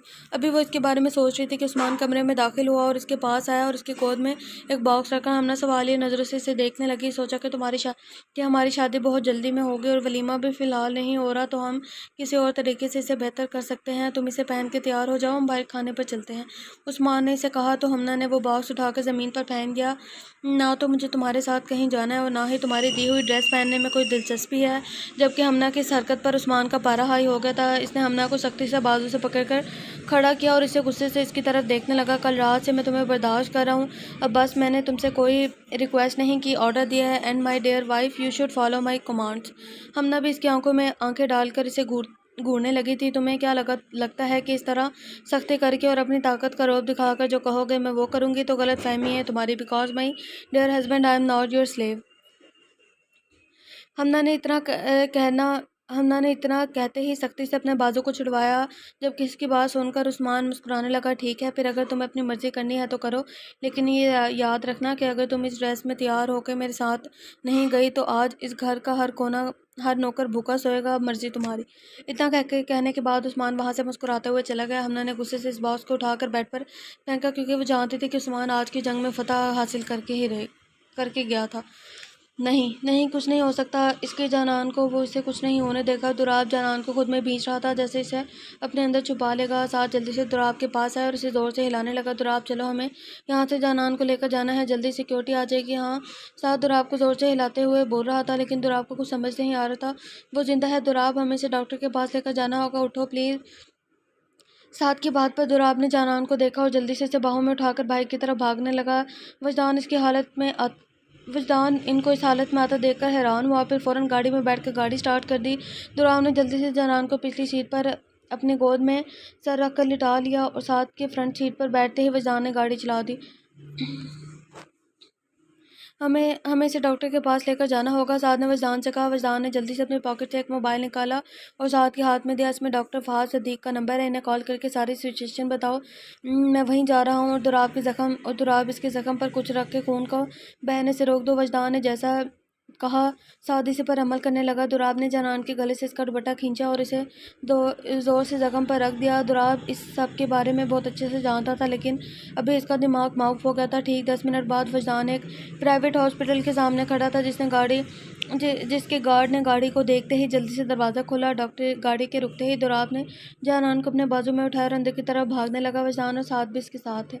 دوراب کے حال میں داخل ہوتے ہی ڈاکٹر فہد اس کے پاس آئے اور جنان کو اسٹریچر پر لٹا کر بولا۔ دوراب نے جلدی سے جنان کو اسٹریچر پر لٹا دیا تھا تو ڈاکٹر فہد کا اسٹاف فوراً اسے آپریشن کے لیے لے گئے۔ دوراب اپنے چہرے کو ہاتھ سے تھامے ہوئے بینچ پر بیٹھ گیا اور بری طرح سے رونے لگا۔ سعد مسلسل اسے حوصلہ دینے کی کوشش کر رہا تھا، لیکن آنکھیں اس کی بھی نم ہو گئی تھی۔ سعد، اگر اسے کچھ ہوا تو میں مر جاؤں گا، میں نہیں رہ سکتا اس دنیا میں جہاں جنان نہ ہو، کچھ نہیں ہوگا اسے۔ دوراب، بس تم اللہ سے دعا کرو۔ جبکہ وجدان دوراب کو بہت حیرت سے دیکھ رہا تھا، کیونکہ اس کے مطابق دوراب بالکل اس کے جیسا تھا، جذبات اور کمزوری سے دور رہنے والا، لیکن وجدان عشق کی طاقت کو نہیں سمجھتا تھا۔ جنان کا آپریشن تقریباً 2 گھنٹے تک چلتا رہا تھا اور یہ وقت دوراب کے لیے کسی قیامت سے کم نہ تھا۔ وہ مسلسل اپنے رب کے حضور دعائیں کرتا رہا۔ آخرکار ڈاکٹر فہد آپریشن تھیٹر سے باہر آئے تو دوراب فوراً کھڑے ہو کر انہیں دیکھنے لگا۔ ان کا بہت زیادہ خون بہہ گیا تھا۔ اسے تو میں نے ہینڈل کر لیا، لیکن ڈر اور خوف کی وجہ سے ان کا نروس بریک ڈاؤن ہوا ہے، جس کی وجہ سے انہیں ہوش نہیں آ رہا۔ اگر جلدی ہوش نہیں آیا تو وہ کوما میں بھی جا سکتے ہیں، دعا کرے کہ انہیں ہوش آ جائے۔ ڈاکٹر فہد کی باتیں دوراب کے اعصاب پر ہتھوڑے کی طرح برس رہی تھی۔ وہ بس اتنا چاہتا تھا کہ اگر جنان کو کچھ ہوا تو دوراب خود کو ختم کر لے گا یا اس دنیا کو۔ شان جلدی اسلام آباد سے نکلنا چاہتا تھا۔ دارا اسے دیکھ چکا تھا اور یہ بات اس کے حق میں بہت بری ثابت ہو گئی۔ ایک ڈاکٹر کو گن پوائنٹ پر رکھ کر اس نے خود کی پٹی کروائی تھی، لیکن اس کے کندھے میں زخم گہرا تھا، اس کے باوجود علاج کی ضرورت تھی۔ لیکن ابھی سب سے زیادہ ضروری اس کے لیے یہاں سے نکلنا تھا۔ جس بس میں وہ سفر کر رہا تھا وہ ایک جھٹکے سے رکی۔ ایک آدمی چہرے پر نقاب سے ڈھانپے اور ہاتھ میں بندوق لیے بس میں داخل ہوا۔ اس نے سب مسافروں پر نظر دوڑائی جو بہت ڈر چکے تھے، لیکن اس کی نظر رکتے ہی سیدھی اس کی طرف آیا اور اسے گریباں سے پکڑ کر باہر لے کر جانے لگا۔ کسی نے بھی اسے روکنے کی کوشش نہیں کی۔ اس نے اپنی بندوق نکالنا چاہی، جسے اس نقاب پوش نے ناکام کر دیا اور اسے بندوق چھینک کر اسے بند گاڑی میں ڈالنے لگا۔ اب خوف سے اس کے ہاتھ پاؤں پھول رہے تھے، جبکہ مخالف نے اس کے خوف کو حقارت سے دیکھا تھا۔ فکر مت کر، دارا کا شکار ہے، تو اتنی آسانی موت نہیں ملے گی تجھے۔ اتنا کہہ کر اس نے ایک رومال اس کے منہ پر رکھا اور اسے بے ہوش کر دیا۔ ہمنا بہت لگن سے تیار ہوئی تھی۔ وہ جان بوجھ کر بہت زیادہ خوبصورت لگنا چاہتی تھی تاکہ عثمان کو اپنی اہمیت دکھا سکے۔ وہ سیڑھیاں اتر کے نیچے آنے لگی تو لاؤنج میں کھڑے عثمان پر اس نے ایک نظر ڈالی اور پھر ہٹانا ہی بھول گیا۔ عثمان کے دیے ہوئے لائٹ پنک کلر کے فراک میں ہلکے میک اپ کے ساتھ بالوں کو کھلا چھوڑے وہ نظر لچکانے کی حد تک خوبصورت لگ رہی تھی۔ عثمان کا دل اسے پانے کے لیے زیادہ مچلنے لگا تھا۔ چلیں۔ عثمان کے قریب کھڑی وہ ایک ادا سے بولی تو عثمان نے نہیں میں سر ہلایا۔ کوئی چادر لو، تم عثمان ملک کی ملکیت ہو اور تمہیں اس طرح سے دیکھنے کا اختیار صرف میرا ہے۔ جبکہ ہمنا کو اس کی بات بری نہیں لگی تھی، کیونکہ وہ خود بھی بے پردگی کو پسند نہیں کرتی تھی، اس لیے جلدی سے چادر اوڑھ کے آئی اور عثمان کے ساتھ گاڑی میں بیٹھ گئی۔ عثمان خاموشی سے گاڑی ڈرائیو کر رہا تھا اور ہمنا لاہور کی رونق دیکھنے میں مصروف تھی۔ اس نے ایک نظر عثمان کو دیکھا جو پینٹ کوٹ میں بہت زیادہ خوبصورت لگ رہا تھا۔ ہمنا کو سمجھ نہیں آ رہی تھی کہ عثمان اس طرح سے جنان سے کیوں شادی کرنا چاہتا تھا، حالانکہ کوئی بھی لڑکی اس کی خوبصورتی اور دولت پر فدا ہو سکتی تھی، کہیں وہ جنان سے محبت۔ ہمنا نے اس خیال کو اپنے دماغ سے جھڑک دیا۔ آخرکار وہ ریسٹورینٹ پہنچ گئے جہاں عثمان نے ان کے لیے پرائیویٹ روم بک کروایا تھا۔ میں نے تمہارے لیے یہ ڈریس سلیکٹ کی تھی تو سوچا تم پر بہت اچھی لگے گی، لیکن یہ نہیں سوچا تھا کہ وہ اتنی زیادہ اچھی لگے گی، عثمان نے اس کو شرارت سے کہا تو ہمنا گالوں پہ آنے والی سرخی کو روکتے ہوئے اسے گھورنے لگی۔ بھئی بیوی کی تعریف تو بنتی ہے نا، کوئی ضرورت نہیں اسے پہننا، میری مجبوری سے زیادہ کچھ نہیں۔ ہمنا منہ پھیرتے ہوئے بولی تو عثمان نے اس کا ہاتھ اپنے ہاتھ میں رکھا جیسے ہمنا گھورنے لگی۔ ہم میاں بیوی ہیں، زندگی بھر کا ساتھ ہے ہمارا، ایک دوسرے سے دوری اور نفرت سے کوئی فائدہ نہیں ہوگا، ہمیشہ ایسے ہی تو نہیں رہ سکتے۔ ہمنا نے اس کے ہاتھ سے نظریں ہٹا کر عثمان کو دیکھا۔ کیا واقعی ایسا چاہتے ہیں آپ؟ بالکل، عثمان نے نرمی سے جواب دیا۔ تو ٹھیک ہے، جو میں چاہتی ہوں آپ وہ کریں گے اور ہمارے رشتے کو اس کا اصلی مقام دوں گی۔ بولیں کر سکتے ہیں میری ڈیمانڈ پوری۔ ہمنا نے اسے چیلنج کیا تھا تو عثمان سیدھا ہو کر اسے دیکھنے لگا۔ بولو کیا چاہیے تمہیں، جو چاہو گے عثمان ملک اسے دنیا سے چھین کر تمہارے قدموں میں رکھ دے گا۔ جبکہ ہمنا دلکشی سے مسکراتے ہوئے بولی، آپ الیکشن پر نہ صرف کھڑے ہوں گے بلکہ آپ جیتیں گے بھی۔ میں نے تمہارے باپ کو زبان دی ہے، وہ میرا مسئلہ نہیں۔ آپ بس اتنا جان لیں کہ جس دن آپ الیکشن میں جیت گئے اسی دن میں ہمارے رشتے کے سب تقاضے پورے کروں گی۔ ہمنا نے اسے کہا تو وہ دلکشی سے مسکراتے ہوئے کہا عثمان کا چہرہ دیکھ کر وہ اندازہ لگا سکتی تھی کہ اب اس کے باپ کو الیکشن میں ہارنے سے کوئی نہیں روک سکتا۔ دراب جانان کا ہاتھ پکڑے اس کے پاس بیٹھا اسے دیکھ رہا تھا۔ وہ ہمیشہ اسے زیادہ بولنے کی وجہ سے اسے ڈانٹتا تھا، لیکن اب جانان کا خاموش ہو جانا اسے برداشت نہیں ہو رہا تھا۔ کیوں، کیا تم نے ایسا میری زندگی کے لیے اپنے آپ کو خطرے میں کیسے ڈال سکتی ہو؟ تم میری زندگی میں صرف ایک ہی بات اچھی ہے اور وہ ہو تم۔ اسے ہی مٹا کر تمہیں کیسے لگتا ہے کہ میں جی لوں گا؟ پاگل لڑکی۔ دراب کے دل کو یہ بات چھی رہی تھی کہ وہ ایک انتہائی معصوم فرشتہ صرف انسان نے اپنی زندگی کو خطرے میں ڈال کر اس جیسے جانور کو بچایا تھا جسے دراب کے مطابق جینے کا حق نہیں۔ پلیز ٹھیک ہو جاؤ، پھر تم بھی مجھے بہت زیادہ ڈانٹنا، بالکل میری طرح۔ پلیز اٹھ جاؤ جانان۔ دراب کی آنکھوں سے آنسو ٹوٹ کر جانان کے ہاتھ پر گرے۔ بہت لڑا ہوں میں اپنے جذباتوں سے، اپنے آپ سے۔ مجھے یہی لگا کہ تم سے دوری ہی ہم دونوں کے لیے بہتر ہے، لیکن تمہیں کھو نہیں سکتا کوئی بھی سزا دینا یار۔ لیکن ابھی اٹھ جاؤ، پہلے کبھی بھی تمہیں دور نہیں جانے دوں گا، اپنا بنا لوں گا تمہیں اور سب سے دور لے کر جاؤں گا، بہت دور۔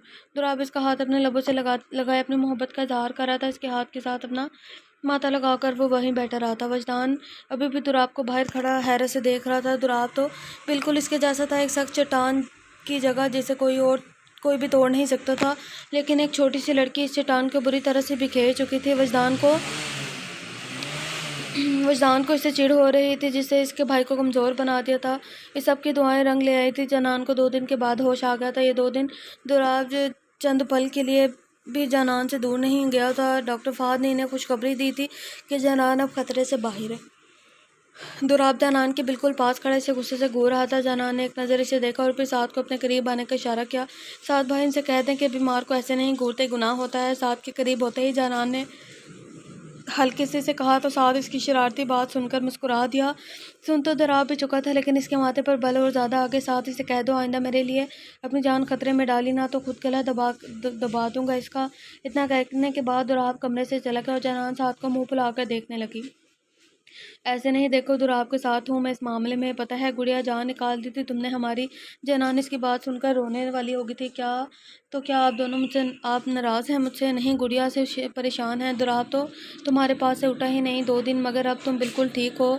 سعد نے مسکراتے ہوئے اس کے سر پہ ہاتھ رکھا، لیکن جانان صرف یہی سوچتی تھی کہ دراب 2 دن سے اس کے پاس کیوں رہا تھا، اسے تو وہ اچھی بھی نہیں لگتی تھی۔ چلو اب تم سو جاؤ اور جلدی سے ٹھیک ہو جاؤ تاکہ ہم خوب باتیں کریں، سعد نے اسے کہا تو جانان نے مسکراتے ہوئے آنکھیں بند کر لی۔ ہمنا عشاء کی نماز پڑھ کے جائے نماز رکھ رہی تھی جب عثمان اس کے پاس آ کے کھڑا ہوا۔ ہمنا اسے حیرانی سے دیکھنے لگی کیونکہ اس دن ریسٹورنٹ والے واقعے کے بعد عثمان سے اس کا آمنا سامنا بہت کم ہوا تھا۔ وہ بہت دیر سے گھر آتا اور ہمنا اس کے انتظار کے بغیر سو جاتی۔ صبح وہ دیر سے اٹھتا اور ناشتہ کر کے باہر نکل جاتا۔ ہمنا نے سوالیہ نظروں سے اسے دیکھا تو عثمان نے اس کے سامنے ایک فائل رکھی اور خود اپنا کوٹ اتارتا ہوا ڈریسنگ روم کی طرف چل دیا۔ ہمنا نے فائل کھول کر دیکھا تو اس کے چہرے کو ایک مسکراہٹ نے چھوا۔ الیکشن یہ تو کھڑا ہوگا اب مجھے ہرانا سسر صاحب کہ تو کیا کسی کے بس میں بھی نہیں۔ اور پھر سے ہمنا کے پیچھے کھڑا ہو گیا۔ ہمنا وہاں سے جانے لگی تو عثمان نے اس کا ہاتھ تھام لیا۔ وہ الیکشن پر کھڑے ہونے کی وجہ سے آپ نے کچھ تقاضے پورے کرنے تھے۔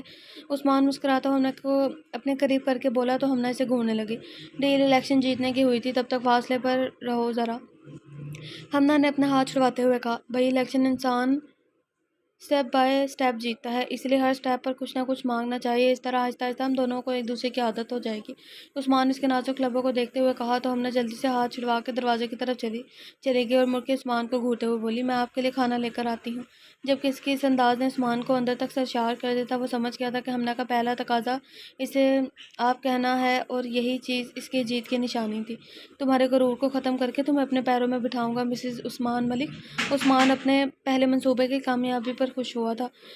شان اپاک آرمی کے پاس بھی نہیں تھا، وہاں سے تو وہ فرار ہو گیا تھا، لیکن اب نہ جانے وہ کہاں غائب ہو گیا تھا۔ بادشاہ کو بھی یہ پریشانی تھی کہ اگر وہ دارا کے ہاتھ لگ گیا تو بادشاہ کے لیے بہت مسئلہ ہو جائے گا، لیکن بادشاہ کو دارا کی خاموشی پریشان کری تھی۔ کافی عرصے سے دارا نے اس کے کام میں ٹانگ نہیں اڑائی تھی اور بادشاہ کو اس کی وجہ سمجھ نہیں آ رہی تھی۔